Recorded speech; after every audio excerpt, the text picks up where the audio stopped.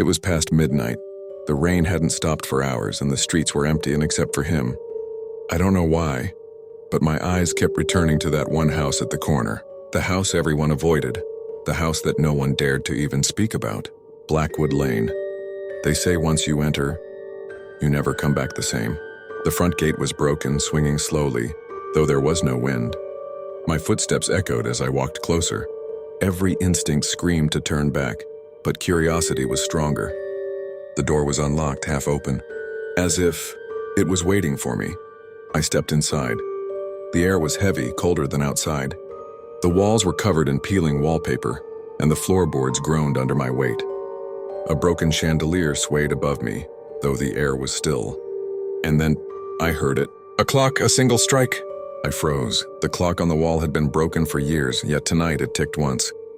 Before I could move, I felt it, something watching me. I turned. A shadow crawled across the walling, but there was nothing there to cast it. I whispered, "Who's there?" The shadow stopped, and in the silence it whispered back in my own voice. I should have run, but instead I climbed the stairs. Each step felt heavier than the last. At the end of the hallway there was a door, scratched with strange symbols, almost carved with nails. Behind it I heard it, laughter, high-pitched, childlike, but wrong, so wrong. I raised my phone, its flashlight flickering. The laughter stopped. Then, 3 slow knocks. Knock, knock, knock. I stumbled back, nearly falling down the stairs. I rushed toward the exit, but the front door slammed shut on its own. I pulled with all my strength, it wouldn't open. My eyes darted to the walls, and that's when I saw them. The portraits, old faded family pictures. Their faces had once been scratched out, but now they were clear, smiling, watching me. And in the last portrait was me, my face, my smile, already a part of them. I dropped my phone. The grandfather clock struck again, and the house whispered in my voice, "Welcome home, forever." The lights went out, a shadow rushed towards me, and then darkness. When I opened my eyes, I was lying on the cold floor. My phone was gone. The room was darker than before, the air heavier, almost choking me. I stood up slowly, every bone in my body trembling. The portraits were gone now. The walls were bare, except for fresh scratches, deep gouges, as if someone had clawed through the plaster from inside.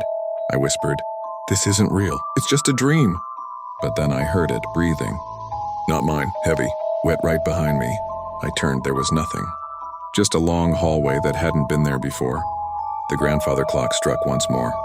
But this time, I realized something terrifying. It wasn't coming from the hallway clock. It was inside my chest, my heart froze. The sound was beating with my pulse. I forced myself to walk down the new hallway, every step echoing unnaturally loud. Doors lined each side, but none of them had handles.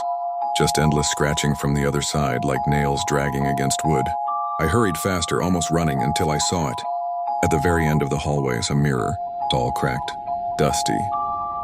I approached slowly, my reflection dim in the shattered glass. But it wasn't me. My reflection blinked when I didn't. It smiled when I couldn't. And then it whispered, "You don't belong out there anymore. You belong here, with us." The cracks in the mirror spread wider, like veins crawling across the glass. And from inside the reflection, hands began pressing outward, trying to break free. I stumbled back, but the floor behind me gave way. I fell, straight into the darkness.